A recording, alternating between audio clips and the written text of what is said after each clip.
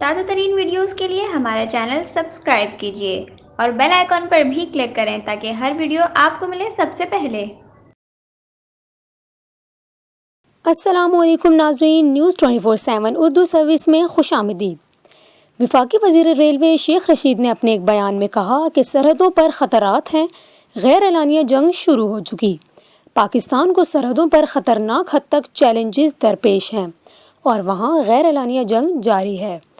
وفاقی وزیر نے کہا کہ سرحدوں پر فوجیں آمنے سامنے کھڑی ہیں، کلسٹر بم بھی استعمال ہو چکے ہیں اور بھارت اچھے طریقے سے جانتا ہے کہ اگر یہ جنگ ہوگی تو پھر صرف اور صرف ایٹمی جنگ ہی ہوگی۔ شیخ رشید نے مزید کہا کہ وہ جنگ دیکھ رہے ہیں اور مودی کے عزائم کو بھانپ چکے ہیں۔ مودی پاکستان کا پانی بند اور فصلوں کو اجاڑنے کی دھمکی دے رہا ہے اور بھارت میں وہ ہندوتوا کا نظام لا رہا ہے۔ شیخ رشید کا یہ بھی کہنا تھا کہ مودی چاہتا ہے کہ پاکستان کشکول لے کر کھڑا رہے اور سری لنکا یا مالدیپ بن جائے۔ وزیر ریلوے شیخ رشید نے کہا کہ پاکستان کو خطرہ اندر سے ہے، سرحدوں سے نہیں، لیکن پاکستان کو اندر سے انتشار میں مبتلا کرنے والوں کے ساتھ اچھا سلوک نہیں ہوگا۔ مولانا فضل الرحمان کے آزادی مارچ کے حوالے سے بات کرتے ہوئے وزیر ریلوے شیخ رشید نے کہا کہ مولانا صاحب کے غبارے میں بہت ہوا بھر گئی ہے، لیکن اب ان کے غبارے سے ہوا نکلنے والی ہے۔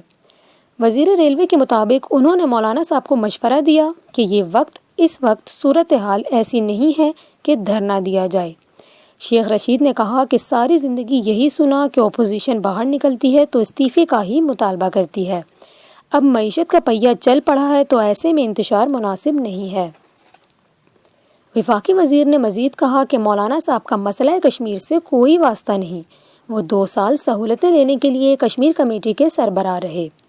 انہوں نے کہا کہ مولانا فضل الرحمان گولڈن ٹیمپل تو جا سکتے ہیں لیکن مزار قائد نہیں، مولانا صاحب کے دوہرے معیار ہیں۔ مسلم لیگ نون کے حوالے سے بات کرتے ہوئے وفاقی وزیر ریلوے شیخ رشید کا کہنا تھا کہ شہباز شریف، خواجہ سعد رفیق اور خواجہ آصف اچھے انسان ہیں، لیکن میرا شہباز شریف کے علاوہ کسی سے کوئی رابطہ نہیں ہے، یہاں تک کہ چودھری نثار سے بھی نہیں۔ امید ہے معاملات بہتر سمت جائیں گے۔